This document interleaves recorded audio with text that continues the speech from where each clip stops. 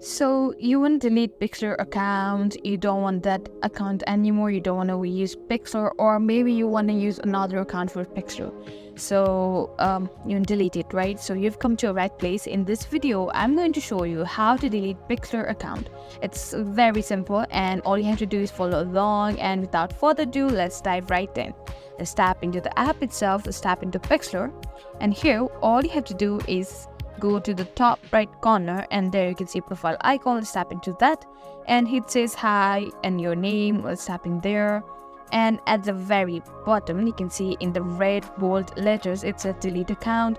In order to delete, all you have to do is tap in that button, delete account, and your Pixlr account will be deleted.